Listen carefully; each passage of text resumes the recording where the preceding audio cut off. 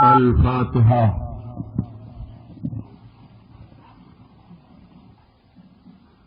قال اللہ تعالی فی شان حبیبہ ان اللہ وملائکتہ یصلون علی النبی یا ایھا الذین آمنوا صلوا علیہ وسلموا تسلیما۔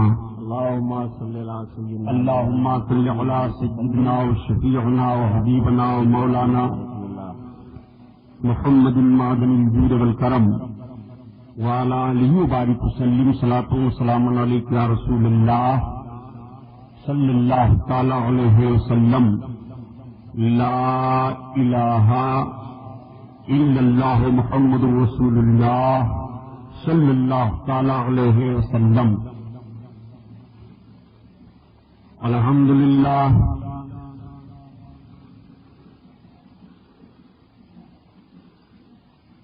الحمد للہ رب العالمین،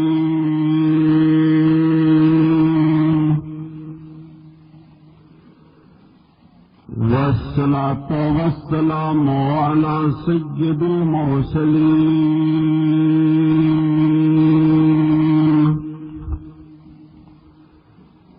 وعلى آلہ الطاہرین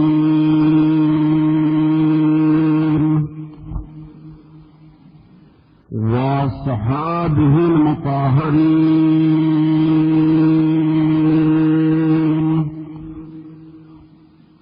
وابنہ الغوث العظم جیلانی محی الدین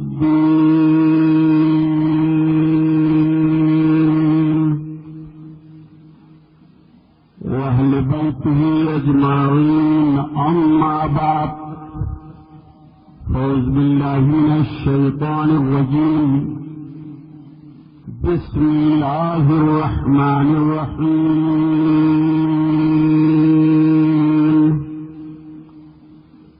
قال الله تعالى في القرآن العظيم الفرقان الحميد: إن أكرمكم عند الله أتقاكم۔ سبحان الله، صدق الله البصير القدير، وصدق رسوله البشير النذير، والحمد لله رب العالمين۔ لائق صد احترام علماء اہل سنت، قابل قدر سامعین حضرات، آئیے سب سے پہلے ہم اور آپ اپنے اور ساری کائنات کے مرکز عقیدت حضور رحمت للعالمین، شفیع المذنبین، رسول گرامی وقار، محبوب پروردگار، دونوں عالم کے مالک و مختار حضور محمد الرسول اللہ صلی اللہ تعالی علیہ وسلم کے دربار پرانوار میں درود شریف کا نذرانہ پیش فرمائیں، پڑھیے بلند آواز سے۔ اللهم صل على سيدنا اللهم صل على سيدنا مولانا محمد معدن الجود والكرم وعلى آلہ وبارک وسلم صلاۃ وسلام علیک یا رسول اللہ صلی اللہ علیہ وسلم۔ پورا مجمع خیر و برکت کے لیے اور درود شریف پڑھ لیجیے۔ اللهم صل على سيدنا مولانا محمد معدن الجود والكرم یا رسول اللہ وعلى آلہ وبارک وسلم صلاۃ وسلام علیک یا رسول اللہ صلاۃ وسلام علیک یا حبیب اللہ صلی اللہ تعالی علیہ وسلم۔ حضرات، میرا بیان تو اہل گوینڈی نے بہت سنا ہے، اور میرے لیے تو یہ اس کی اسٹیج ہے کہ جس اسٹیج پر آپ نے ابھی ماضی قریب میں محرم شریف کے پورے پروگرام کو سماعت کیا۔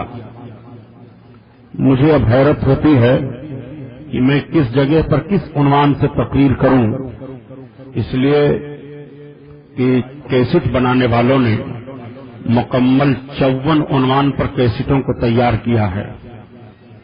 باقی اور آگے عنوانوں پر یہ لوگ جاتے رہتے ہیں جلسوں میں، اور پہلے کہہ دیتے ہیں کہ اس عنوان پر ہم نے کیسٹ تیار کر لی ہے، آپ کا نیا بیان ہونا چاہیے۔ بہرحال یہ رب کا فضل و کرم ہے کہ ان حضرات کو رب نے توفیق دی کہ بجائے گیت اور گانے کی کیسٹوں کے عام کرنے کے یہ دینی پروگرام کی کیسٹیں آپ تک پہنچاتے ہیں۔ دوستو، تو آئیے آغاز بیان سے پہلے اعلی حضرت عظیم البرکت آیت من آیات اللہ معجزۃ من معجزات رسول اللہ امام احمد رضا خان علیہ رحمت الرضوان کی مقدس نعت پاک کے کچھ اشعار سن لیجئے۔ اعلی حضرت رب کی حمد کرتے ہیں تو بھی اپنے انداز میں انوکھا بیان لیے ہیں، اور آقا کی تعریف کرتے ہیں تو بھی انوکھا بیان لیے ہیں۔ آج جب لوگ خدا کی تعریف کرتے ہیں تو عجیب عجیب انداز سے تعریف کرتے ہیں۔ کوئی کہتا ہے خدا وہ ہے جس نے آسمان بنایا، چڑیوں کو پیدا کیا، چہچہاہٹ عطا کی، زمین کو پیدا کیا، سمندروں کو پیدا کیا، درختوں کو پیدا کیا، آگ کے شعلوں کو پیدا کیا۔ لیکن اعلی حضرت جب رب کی تعریف کرتے ہیں تو عرض کرتے ہیں پروردگار تو وہ پروردگار ہے کہ جس نے اپنے حبیب علیہ الصلوۃ والتسلیم کی تخلیق کی اور ہم غلاموں کو آقا کا امتی بنایا۔ وہی رب ہے جس نے تجھ کو،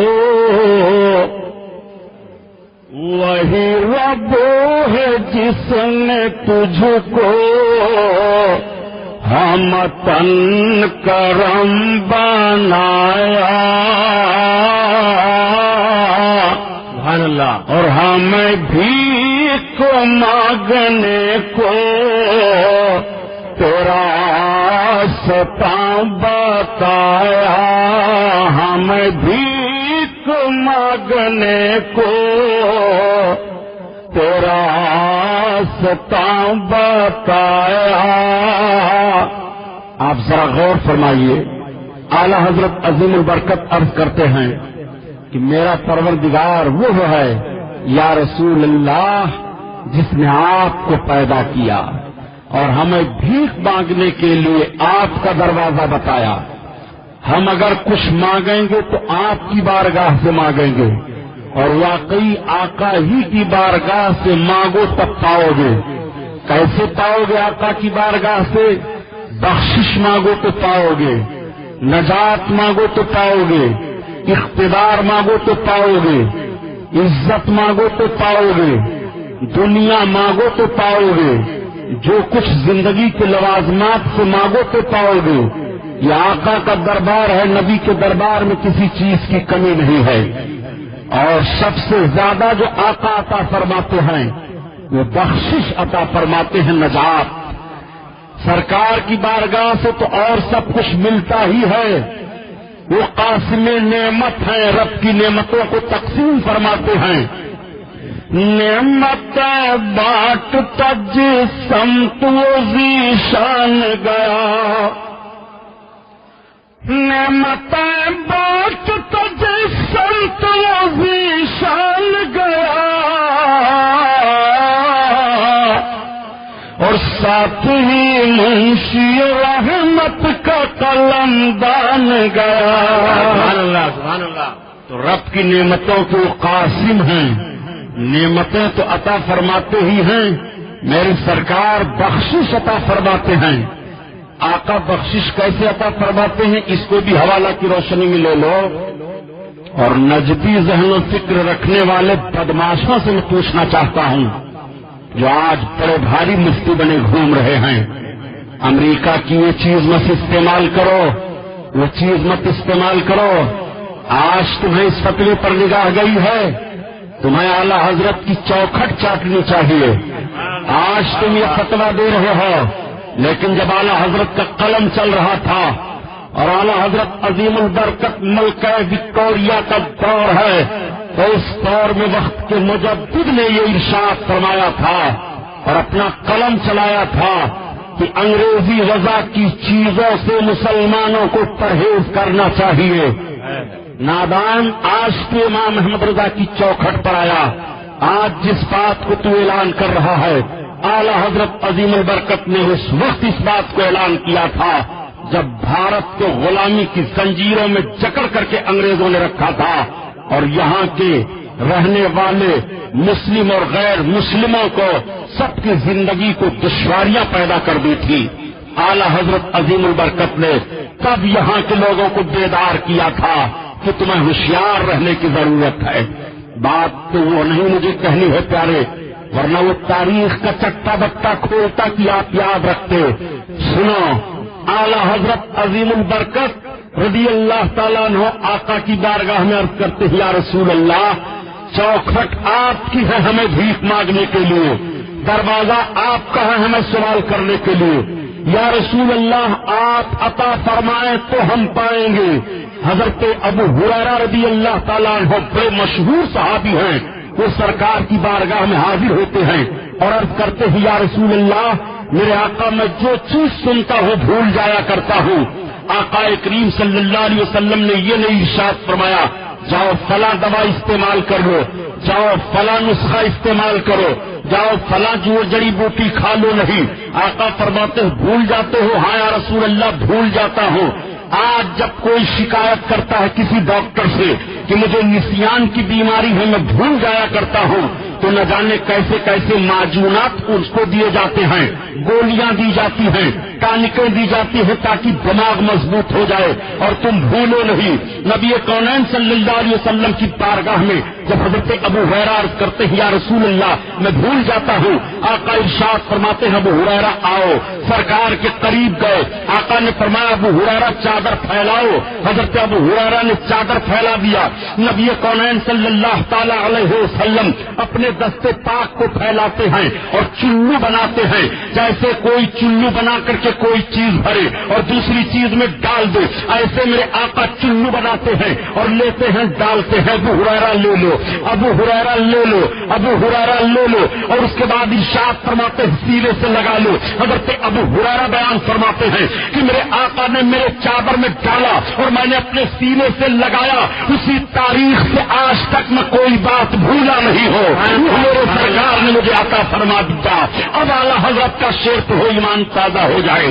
ہاں میں بھیک مانگنے کو تیرا آستا بتایا، ہاں میں بھیک مانگنے کو، ہاں میں بھیک مانگنے کو تیرا آستا بتایا. تجھے حمد ہے خدایا، تجھے حمد ہے خدایا. اللہ اکبر. آپ ذرا دیکھیے، حضرت ابو ہریرہ کو سرکار نے عطا فرمایا. اسی لیے اعلیٰ حضرت عظیم البرکت عرض کرتے ہیں، یا رسول اللہ، آپ کی شان کا حال تو یہ ہے کہ مالک کونین ہے، دو پاس کچھ رکھتے نہیں، اور دو جہاں کی نعمتیں ہیں ان کے خالی ہاتھ میں. اللہ اللہ. خالی ہاتھ کا مطلب یہ نہیں کہ خالی ہاتھ ہے، بلکہ خالی ہاتھ کا مطلب ہوتا ہے صرف، یعنی دونوں جہان کی نعمتیں صرف آقا کے ہاتھوں میں ہیں. آقا عطا فرما دے اپنے دست پاک سے تو حال یہ ہوگا کہ ہاتھ جسم تو اٹھا غنی کر دیا، موج بہار سماحت پہ لاکھوں سلام، لاکھوں سلام. اللہ اللہ. بھیک کی بات آ گئی تو پھر عرض کر دو، سن لو، ایمان تازہ ہو جائے. میرے آقا بخشش عطا فرماتے ہیں. میری سرکار کو وصال شریف کیے ہوئے 3 دن کا عرصہ گزرا. میرے آقا قبر انور میں تشریف فرما ہیں. سرکار آرام فرما رہے ہیں. مدینہ شریف کے دیہات سے ایک صحابی حاضر آئے. ان کو یہ علم نہیں ہو پایا تھا کہ میرے آقا اس دنیا سے تشریف لے گئے. ان کی ملاقات حضرت مولا کائنات سے ہو گئی. جیسے حضرت مولا علی سے ملاقات ہوئی، عرض کرتے ہیں، یہ مولا کائنات، یہ بتاؤ میرے آقا کہاں ہیں، کہاں ملیں گے؟ اتنا سننا تھا کہ حضرت علی رضی اللہ تعالیٰ عنہ کی آنکھیں برسنے لگی، آنکھ کے آنسو گرنے لگے، ہچکی بچ جاتی ہے۔ آپ کو دیکھ کر کے یہ صحابی بھی رونے لگے، عرض کرتے ہیں مولا بتاؤ تو میرے سرکار کہاں ہیں؟ حضرت علی فرماتے ہیں اے آنے والے، کیا تجھے معلوم نہیں ہے؟ انہوں نے کہا مجھے کچھ نہیں پتا ہے۔ آپ اشارہ کرتے ہوئے ارشاد فرماتے ہیں یہ دیکھو جو تمہارے سامنے نورانی قبر دکھائی دے رہی ہے، اسی میں تمہارے آقا جلوہ افروز ہے۔ اتنا سننا تھا کہ صحابی کی چیخ بلند ہو گئی، وہ رونے لگے، عرض کرنے لگے یا رسول اللہ اب تو میں ہلاک ہو گیا اے میرے آقا، اب تو میں تباہ ہو گیا اے میرے سرکار، اے میرے آقا اب ہم کہاں جائیں؟ ہم نے بہت بڑا خط گناہ کیا ہے، ہم نے بہت بڑا ظلم اپنی جان پر کیا ہے یا رسول اللہ۔ رب فرماتا ہے قرآن میں کہ محبوب میرے بندے جب اپنی جانوں پر ظلم کریں اور تمہاری بارگاہ میں آئیں اور تم ان کے لیے ہماری بارگاہ میں معافی مانگ دو تو میں ان کی خطاؤں کو معاف کر دوں گا، میں ان کے گناہوں کو معاف کر دوں گا، انہیں نجات کا پروانہ مل جائے گا۔ یا رسول اللہ اب آپ نہیں ہے، اب ہم کہاں جائیں اپنے خطاؤں کی معافی کے لیے؟ وہ صحابی سرکار کے قبر انور پر گئے اور قبر شریف کی مٹی اٹھا کر سر پر رکھنے لگے، اپنے منہ کو آستان پاک پر رکھ دیا اور عرض کر رہے ہیں یا رسول اللہ میرے سرکار اب ہم کہاں جائیں؟ اسی کو اعلیٰ حضرت عظیم البرکت فرماتے ہیں کہ فریاد امتی جو کرے حال زار میں، واہ واہ سبحان اللہ، فریاد امتی جو کرے حال زار میں ممکن نہیں کہ خیر بشر کو خبر نہ ہو، خبر نہ ہو۔ اللہ اللہ، ایسا ہو ہی نہیں سکتا کہ فریاد امتی مصیبت میں کرے، پریشانی میں کرے اور نبی کونین کو علم نہ ہو، ایسا نہیں ہو سکتا ہے۔ آپ سن رہے ہیں توحید نیٹ ورک کی اسلامک آواز، Tauheed network international Islamic YouTube channel.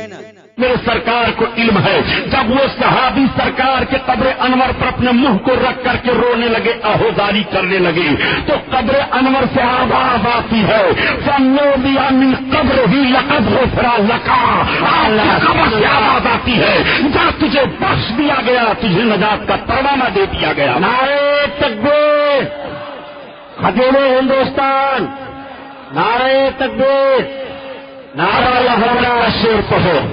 وہی رب ہے جس نے تجھ کو ہم تن کرم بنایا اور ہمیں بھیک مانگنے کو تیرا آستا بتایا، تجھے ہم تو ہے خدایا، تجھے ہم تو ہے خدایا۔ اچھا بات آ گئی تو میرے آقا کیسے عطا کرتے ہیں، پھر اس کو دیکھ لو سرکار کی عطا کس طور سے ہوتی ہے۔ ایک زمانہ تھا کچھ مالدار لوگ گئے حج کرنے کے لیے، اپنے ساتھ ایک غلام کو لیتے گئے جس غلام کا نام تھا برہ، وہ اپنی خدمت کروایا کرتے تھے۔ جب حج سے فارغ ہوئے، فارغ ہونے کے بعد مدینہ طیبہ ان مالداروں کی حاضری ہوئی، مدینہ طیبہ سے حاضری دینے کے بعد جب چلنے لگے تو کسی مالدار نے کہہ دیا برہ یہ تو بتاؤ کہ حاجی ہو گئے ہو؟ برہ نے کہا ہاں۔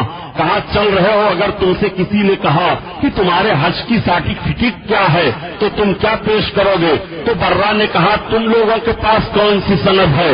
تو کسی نے ایک ٹکڑا دکھا دیا، کہا یہ ہم کو سند ملی ہے۔ برہ نے کہا تو ہم سند کہاں سے لائیں اپنے حج کی؟ کسی نے اشارے سے کہا یہ گنبد خضرا ہے، یہیں سے سند لے آؤ۔ اب برہ سرکار کی طرف چلے اور ادھر یہ لوگ سوچنے لگے ذرا برہ کی عقل تو دیکھو، ہم تو ذوق لے رہے تھے برہ سے، یہ اور واقعی آقا کی بارگاہ میں مانگنے گیا ہے تو ذرا دیکھو یہ کیسے مانگتا ہے۔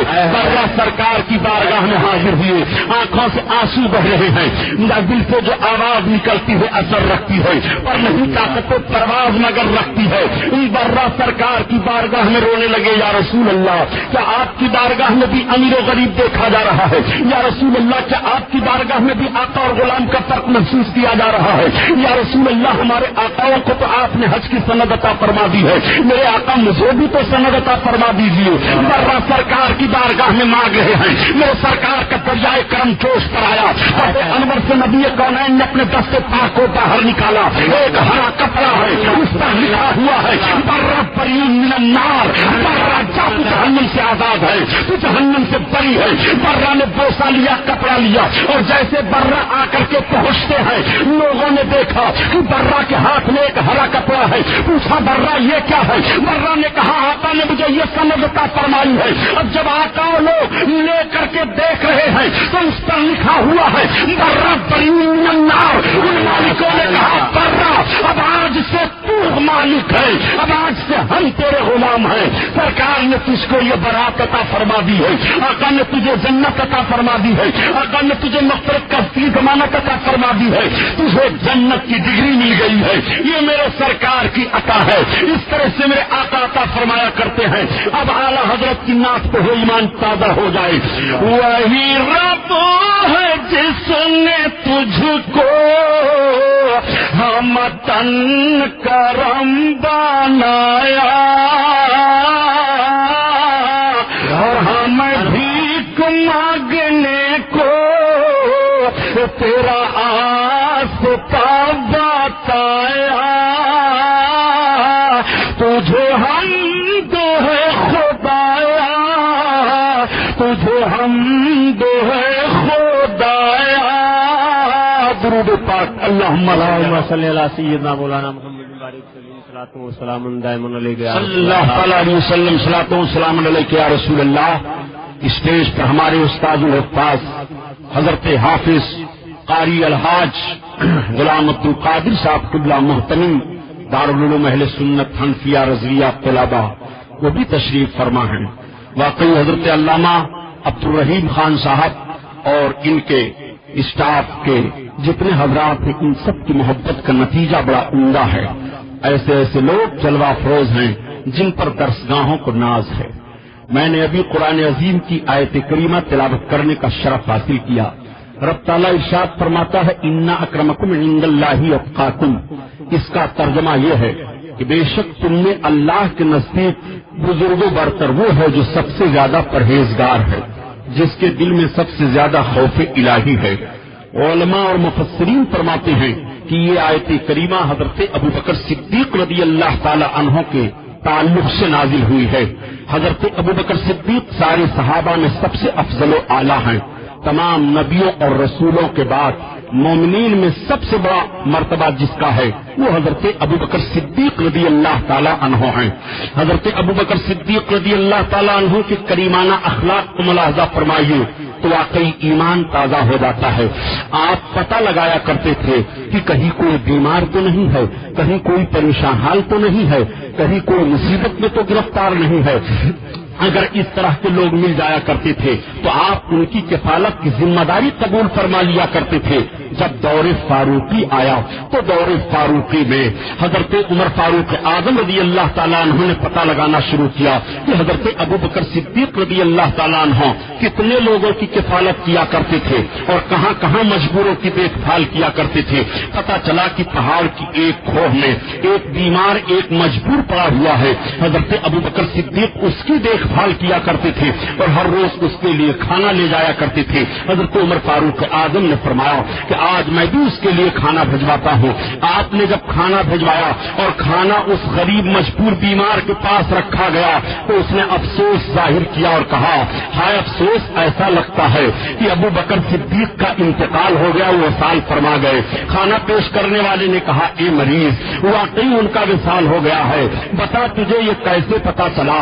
تو مریض کہتا ہے ایسے مجھے پتا چلا کہ جب امیر المومنین ابو بکر صدیق آتے تھے تو اپنے منہ میں لقمہ لقمہ لے کر کے چباتے تھے اور اس کے بعد پھر میرے منہ میں لقمہ ڈالتے تھے کہ مجھے تکلیف نہ ہو.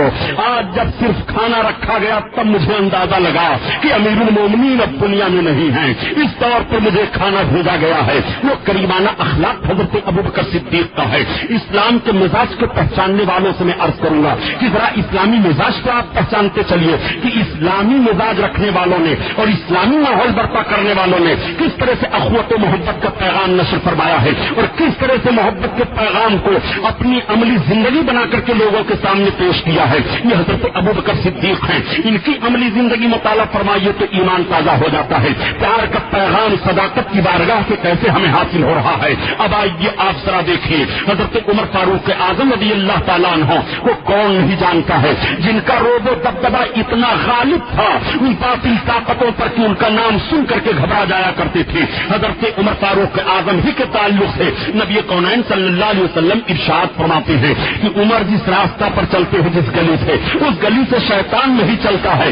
علماء ایک نقطہ بیان فرماتے ہیں کہ نبی کونین کا جب یہ فرمان ہے کہ عمر جس راستہ سے چلیں گے شیطان نہیں چلے گا تو حضرت عمر فاروق اعظم کا راستہ آپ ذرا متعین فرمائیے. حضرت عمر فاروق اعظم کا راستہ ہے کہ نماز تراویح 20 رکعت آپ متعین فرما دیتے ہیں. واقعی 20 رکعت تراویح نماز وہی ادا کرے گا جو حضرت عمر فاروق اعظم کے راستہ پر چلے گا اور جو حضرت عمر فاروق اعظم کے راستہ پر نہیں چل رہا ہے وہ اپنے آپ کو اس حدیث شریف کی روشنی میں متعین کر لے. اور آپ ذرا ملاحظہ فرمائیے یہی حضرت عمر فاروق اعظم رضی اللہ تعالیٰ عنہ ہیں. انہوں نے اخوت و محبت کا پیغام کیا پیش کیا تھا. آج حکومت کرنے والے اپنے جان و مال کی حفاظت کے لیے حفاظتی دستہ لیے رہتے ہیں اور حفاظتی دستہ کی بنیاد پر ہی ان کے جان کے لیے خطرہ ہی خطرہ ہوتا ہے. ایسے خطرات ان کے جان کے لیے لاحق ہو جاتے ہیں کہ پوری ٹیم کی ٹیم حفاظت کے لیے لگ جایا کرتی ہے. میں آپ سے پوچھنا چاہتا ہوں حکومت کا جب یہ مزاج بنا لیا گیا ہے کہ خود حکمرانی کرنے والے کی حفاظت کی اتنی ضرورت ہوتی ہے تو وہ دوسروں کی حفاظت کیسے کرے گا. لیکن تاریخ اسلام ذرا مطالعہ فرمائیے حکومت کرنے والوں نے کس انداز سے حکومت کی ہے اور حکومت کرنے کے بعد بتا دیا ہے کہ ہم حکومت تو بندوں پر کر رہے ہیں مگر ہماری نگاہ حکم الحاکمین کے رحمت کی طرف لگی ہوئی ہے. ہم اس کی حفظ و امان میں رہ رہے ہیں. حضرت عمر فاروق اعظم رضی اللہ تعالیٰ عنہ ہیں. مدینہ طیبہ کی سرزمین ہے. رات کی تاریکی ہے. اندھیرا چھایا ہوا ہے. اپنے مکان سے نکل پڑتے ہیں. رات کی تاریکی میں دیکھیں کہ مدینہ میں کوئی بھوکا تو نہیں ہے. مدینہ میں کوئی پیاسا تو نہیں ہے.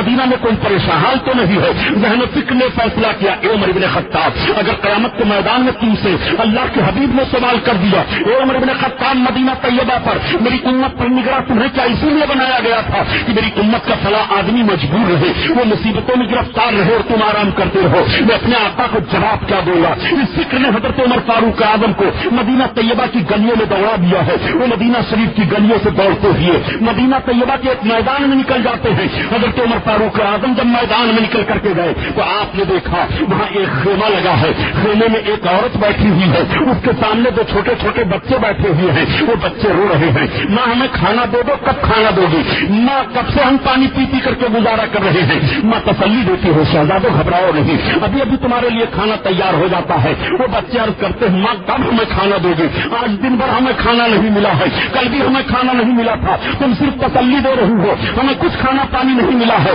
ماں ہمیں کب کھانا ملے گا. ماں کہتی ہے بیٹا گھبراؤ نہیں. حضرت عمر فاروق اعظم کھڑے دیکھ رہے ہیں.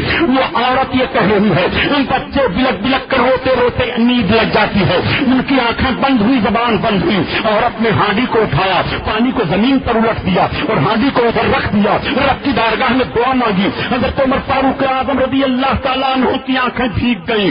آپ فرماتے ہیں تم کون ہو کیا تمہاری مدد کے لیے کوئی نہیں ہے. وہ کہتی ہیں کہ اگر میرے مدد کے لیے کوئی ہوتا تو عمر بن خطاب امیر المومنین ہوتے ان کی ذمہ داری ہے کہ ہماری مدد کریں. حضرت امیر المومنین واپس آ گئے اور واپس آنے کے بعد بیت المال کے محافظ کو بلایا. بلانے کے بعد رات ہی میں آپ نے کہا کھانے پینے کے اتنے سامان لے لو اس کا گوشت بناؤ. گوشت بنایا جاتا ہے. حضرت عمر فاروق اعظم اس گوشت کو اٹھا کر جب چلنے لگے تو غلام نے ہاتھ تھام لیا. عرض کیا امیر المومنین اس کو لے کر کے میں چلوں گا. آپ فرماتے ہیں اے میرے غلام آج تو تو میرے گوشت کو لے کر کے چلنے کے لیے تیار ہے لیکن بتا کیا قیامت کے میدان میں بھی تو میرے گوشت کو لے کر چلے گا. قیامت کے میدان میں بھی کیا تو چل سکتا ہے.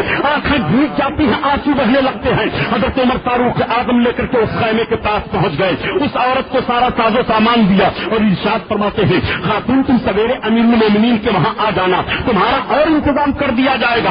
اس نے اپنے ہاتھوں کو اٹھا اٹھا اور اٹھانے کے بعد عرض کیا ہے پروردگار عالم عمر ابن خطاب تو ایسے آدمی کو بننا چاہیے جو رات کی تاریکی میں ہمارے کھانے اور پینے کا انتظام کر رہا ہے. تب تک غلام نے کہا خاتون تو نے پہچانا نہیں, عمر ابن خطاب امیر المومنین یہی ہے. اس عورت کی آنکھیں بھیگ جاتی ہیں, اس نے اپنے ہاتھوں کو اٹھا کر کے دعا مانگی پروردگار امیر المومنین کی زندگی اور بڑھا دے, امیر المومنین کی زندگی اور بڑھا دے. اور جب تک ایسے لوگ رہیں گے اے میرے مولا کوئی بھوکا نہیں رہے گا, کوئی پریشان حال نہیں رہے گا, کوئی مصیبت پتا نہیں رہے گا. اور میں آپ کو بتاؤں چارے خوف الہی کا معاملہ آپ اپنے ذہن و فکر میں ذرا رکھیے. آج ہم اپنے حق کو حاصل کرنے کے لیے پولیس چوکی میں رشوت دیتے ہیں, اپنے حق کو حاصل کرنے کے لیے وزیر اعظم کو رشوت دیتے ہیں, اپنے حق کو حاصل کرنے کے لیے مکھ منتری کو رشوت دیتے ہیں, اپنے حق کو حاصل کرنے کے لیے ہم رب آفیسوں میں چکر لگاتے ہیں, تب بھی ہمیں ہمارا حق نہیں ملتا ہے. اور دوسروں کے مال پر کس طرح سے نظر دوڑا دیا کرتے ہیں. لیکن ذرا اسلامی نظر و فکر کو ملاحظہ فرمائیے, اور اسلامی نظر و فکر سے حکمرانی کرنے والے خلیفہ دوم حضرت عمر بن خطاب رضی اللہ تعالیٰ عنہ کی تاریخ مطالعہ فرمائیے, ایمان تازہ ہو جائے گا. یہی حضرت عمر بن خطاب ہیں, خلافت کا دور ہے. خلافت کے دور میں ایک مرتبہ حضرت عمر بن خطاب ایک پہاڑی کے درمیان سے جا رہے ہیں. اس پہاڑی کے درمیان میں ایک چرواہا بکریوں کو چرا رہا ہے. آپ کو پیاس کی شدت لگ جاتی ہے, آپ ادھر ادھر دیکھتے ہیں پانی نہیں ہے, اور اپنے پاس بھی پانی نہیں ہے کہ حضرت عمر بن خطاب پیے. آپ اس چرواہے کے قریب گئے, آپ نے چرواہے کو سلام کیا, چرواہے نے سلام کا جواب دیا.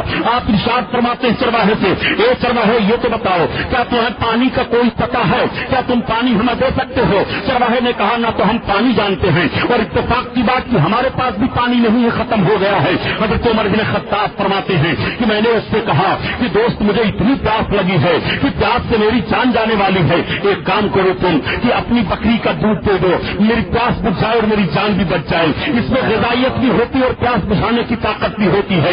تب تک اس چرواہے نے کہا مانگنے والے تم مانگ رہے ہو ہم سے دودھ, لیکن ایک بات میں بتاؤں تمہیں, ان بکریوں کا میں چرواہا ہوں, یہ بکریاں میرے پاس امانت کے طور پر ہیں, اور بغیر اپنے مالک کے اجازت کے میں امانت میں خیانت نہیں کر سکتا ہوں, میں آپ کو دودھ نہیں دے سکتا ہوں.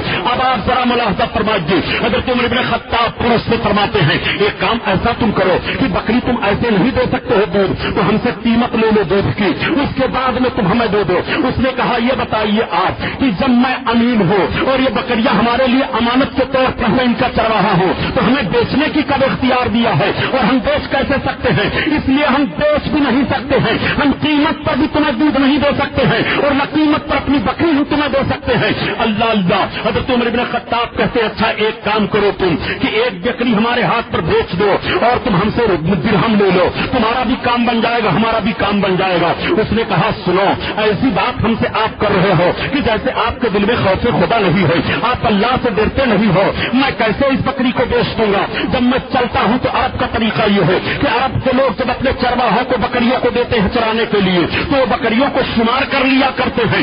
جب بکریاں گنتی میں ہیں تو میں کیسے بیچ سکتا ہوں؟ حضرت عمر فاروق اعظم نے فرمایا کیا کبھی تمہاری بکریوں پر بھیڑیے حملہ نہیں کرتے ہیں؟ کیا بکریوں کو بھیڑیے نہیں لے جاتے ہیں؟ چرواہے نے کہا نہیں, بکریوں پر بھیڑیے حملہ کرتے ہیں, بکریاں غائب ہو جاتی ہیں, جانور اٹھا لے جاتے ہیں. آپ نے فرمایا تو تم کیسے جواب دیتے ہو اپنے مالک کو؟ کہا ہم کہہ دیتے ہیں کہ بھیڑیا اٹھا لے گیا بکری کو, ہمارا مالک مان جاتا ہے. حضرت عمر فاروق اعظم فرماتے ہیں تو پھر تم یہی کہہ دینا کہ ایک بکری ہمارے ہاتھ پر بیچ کر اپنے مالک سے کہہ دینا کہ بھیڑیا بکری کو اٹھا لے گیا ہے. چرواہا کہتا ہے واہ جناب, آپ اپنی پیاس بجھانے کے لیے ہم کو کتنے گناہوں میں مبتلا کر رہے ہیں. میں جھوٹ بولوں, امانت میں خیانت کروں, اور بھیڑیے کے تعلق سے میں کہوں بکری آپ لے رہے ہیں, یہ مجھ سے نہیں ہو پائے گا, میں بکری نہیں دوں گا. آپ نے فرمایا چرواہا سن, کیا جانتا ہے میں کون ہی بول رہا ہوں؟ اس نے کہا ہاں میں جانتا ہوں کہ خدا سے نہ خوف کرنے والا ایک عرب مرد مجھ سے بات کر رہا ہے. حضرت عمر بن خطاب نے کہا نہیں چرواہا میں عمر بن خطاب ہوں, امیر المومنین جنہیں کہا جاتا ہے. چرواہا دنگ رہ گیا. حضرت عمر بن خطاب اپنے دونوں ہاتھوں کو دعا کے لیے اٹھاتے ہیں اور عرض کرتے ہیں اے پروردگار, جب تک ہماری نگرانی میں اس طرح سے خوف خدا رکھنے والے چرواہے رہیں گے ملک میں امن و امان رہے گا, کبھی بھی پریشانی نہیں ہوگی, کبھی بھی بے نہیں ہوگی. نعرہ تکبیر, نعرہ رسالت, خطیب ہندوستان, نعرہ تکبیر, نعرہ رسالت. ہندوستانی مزاج پر تعجب ہو رہا ہے آج ہندوستانی مذاق پر مذہبی پروگراموں کی پابندیاں لگانے کی کوشش کی جا رہی ہے، اور ان پابندیوں کا معاملہ یہ ہے پیارے کہ ٹائم کی پابندی لگائی جا رہی ہے۔ میں آپ سے عرض کرنا چاہتا ہوں، تم سنیما پر پابندی نہیں لگا پا رہے ہو، شراب کے ٹھیکوں پر پابندی نہیں لگ رہی ہے، غنڈوں پر پابندیاں نہیں لگ رہی ہیں، جس سے امن و امان کو خطرہ ہو رہا ہے اس پر پابندیاں نہیں لگ رہی ہیں۔ ایسی محفلوں سے تو امن و امان کا پیغام دیا جا رہا ہے۔ خدا کی قسم، بھارت کی سرزمین پر اگر یہ دینی جلسے ہوتے رہے تو امن و امان کا چراغ چلتا رہے گا، نہ چوری ہوگی نہ چوری ہوگی۔ حکومت کرنے والوں کی جب نیتیں بدلتی ہیں تو ملک کا مزاج بگڑ جاتا ہے۔ حکومت کرنے والے کی جب نیت بدلتی ہے تو لوگوں میں بے برکتی پھیلتی ہے۔ حکومت کرنے والوں کے جب مزاج بگڑ جایا کرتے ہیں تو ملک امن و امان میں نہیں رہتا ہے بلکہ تباہی کی منزل میں چلا جاتا ہے۔ تاریخ کی روشنی میں آپ کے ذہن کو کھولتا ہوا چلوں، تمہیں یاد ہونا چاہیے حضرت محمود غزنوی رضی اللہ تعالیٰ عنہ جو ہندوستان کی سرزمین پر آئے اور جن کے بھانجے حضرت غازی پاک مسعود بہرائچی ہیں۔ محمود غزنوی نے ہندوستان میں پہلی بار دیکھا تھا گنے کی کھیتی کو۔ انہوں نے ایک گنے کو ایک خادم سے توڑوایا اور توڑ کر کے جب ایک گنا کھائے تو میٹھا لگا۔ آپ نے پوچھا یہ کیا ہے؟ لوگوں نے بتایا کہ سلطان یہ گنا ہے، اسے شکر تیار کی جاتی ہے۔ آپ نے کہا اس ملک میں اس کھیتی پر لگام زیادہ بڑھا دینی چاہیے تاکہ ملک کی آمدنی ہو جائے۔ پھر جب آپ اسی گنا کو کھاتے ہیں تو گنے کی مٹھاس ختم ہے۔ آپ کو حیرت ہو گئی کہ ابھی ابھی گنے کا یہی حصہ میں نے کھایا میٹھا تھا اور اب اس کے رس سے مٹھاس کیسے ختم ہو گئی؟ ایک بوڑھا کسان سامنے پڑ گیا۔ آپ نے کہا بابا ابھی ابھی میں نے اس گنے کو کھایا تو گنا میٹھا تھا اور اب جب گنا کھا رہا ہوں تو مٹھاس کیسے ختم ہو گئی؟ بوڑھا بہت تجربہ کار تھا۔ بوڑھے کسان نے کہا اے گنا کھانے والے، ایسا لگتا ہے کہ ہمارے ملک کے سلطان کی نیت بگڑ گئی ہے۔ جب نیت بگڑتی ہے تو بے برکتی پھیلتی ہے۔ اتنا سننا تھا محمود غزنوی، اپنے دل میں توبہ کرتے ہیں کہ نہیں اس کھیتی پر لگام نہیں لاگو کیا جائے گا ورنہ کسانوں پر ظلم ہوگا۔ اب جب پھر وہ گنا کھا رہے ہیں تو گنے میں رس ہے، مٹھاس ہے، ان کو لذت مل رہی ہے۔ آپ ذرا تاریخ کا جائزہ لیجئے بے برکتی کیسے پھیلتی ہے۔ آج کرتے ہوئے ملک امن و امان میں نہیں رہتا ہے۔ ہندوستان کے بڑے بڑے شہروں میں 1,86,000 عورتیں عصمت فروشی کا دھندا کر رہی ہیں۔ صرف بمبئی کی سرزمین پر 4.5 لاکھ لڑکیاں دیر بار میں اپنی عزت کی فروشی کی دھندا کر رہی ہیں۔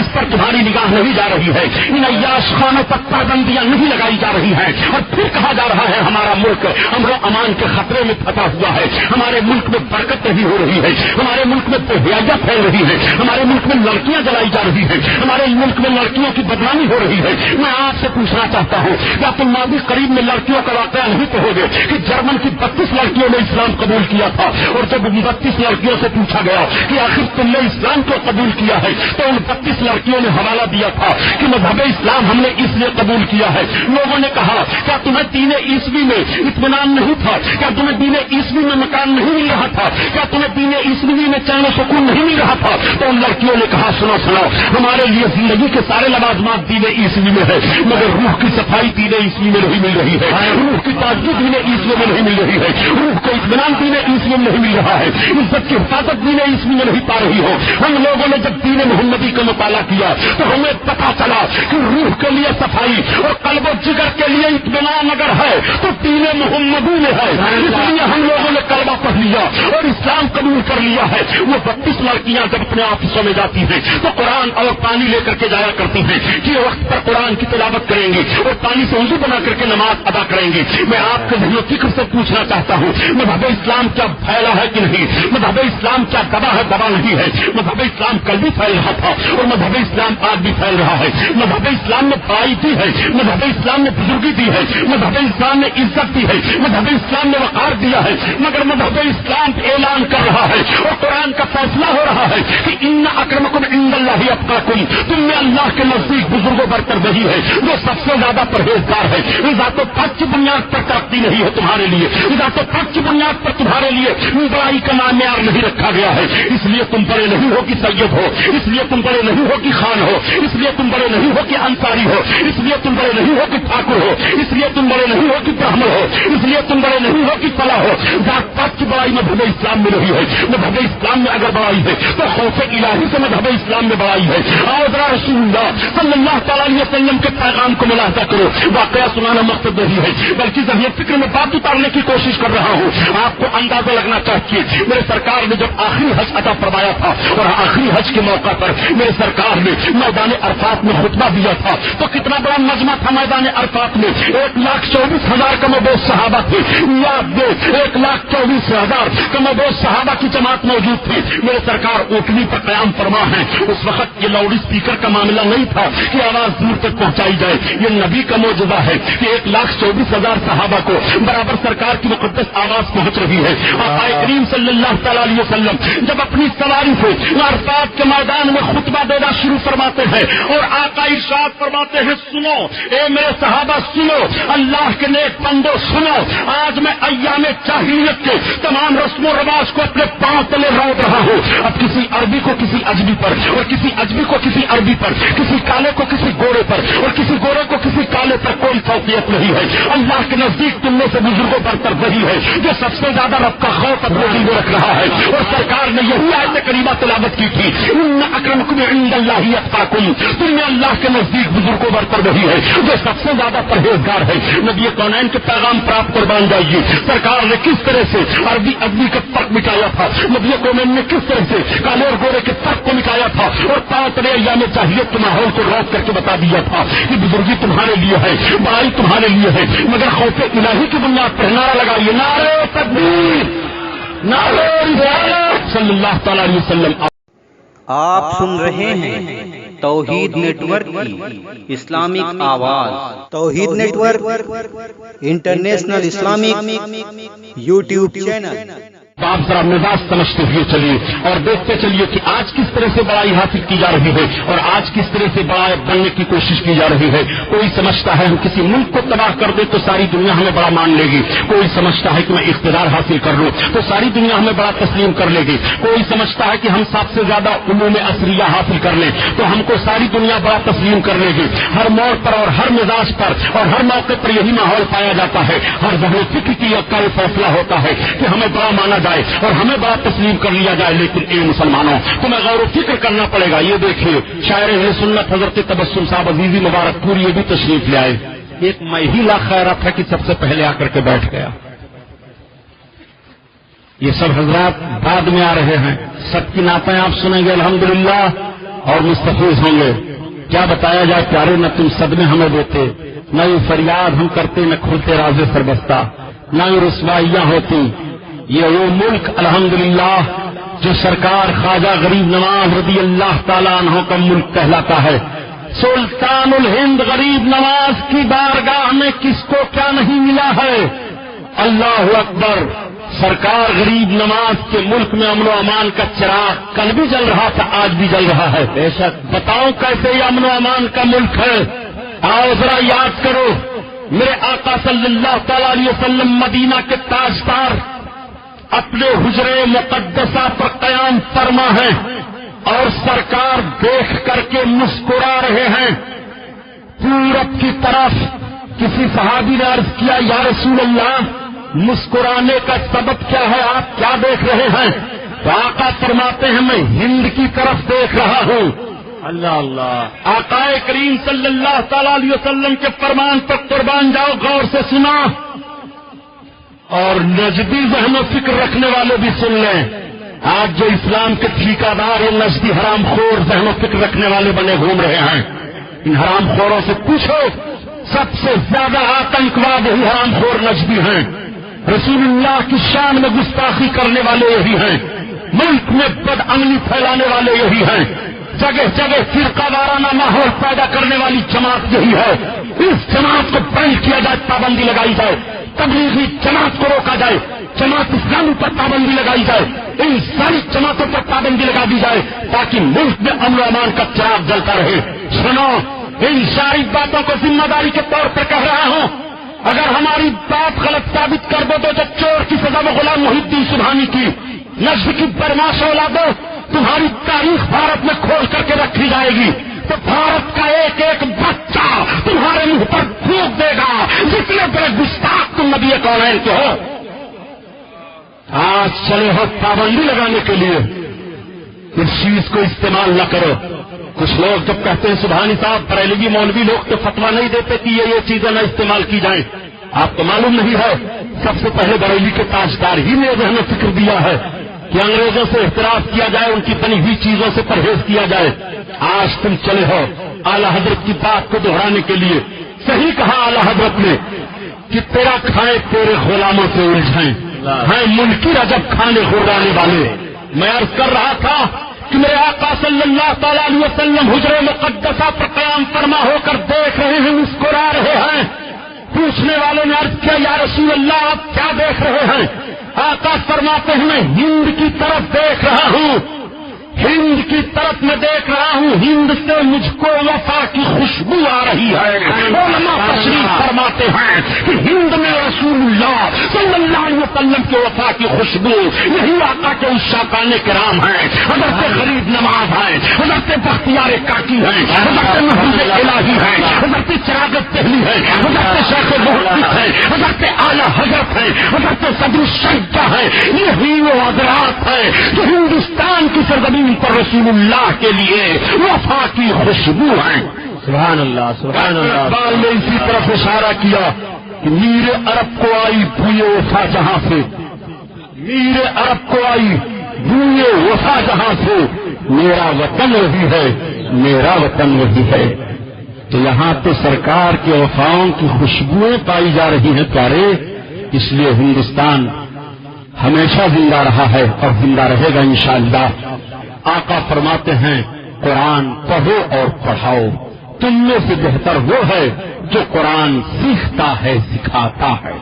سرکار اس کو بہتر فرماتے ہیں اور آقا جس کو بہتر فرما دے اس کو کون بدتر کرے گا. سرکار جس کو اچھا کہہ دے اس کو کون خراب کر سکتا ہے. اسی لیے اعلیٰ حضرت عظیم البرکت عرض کرتے ہیں یا رسول اللہ یہ سب کچھ آپ کے دم قدم کی بہار ہے, سب کچھ آپ سے ہے یا رسول اللہ, اور سارا جہان آپ پر نثار ہے. وما علینا الا البلاغ. السلام علیکم. وعلیکم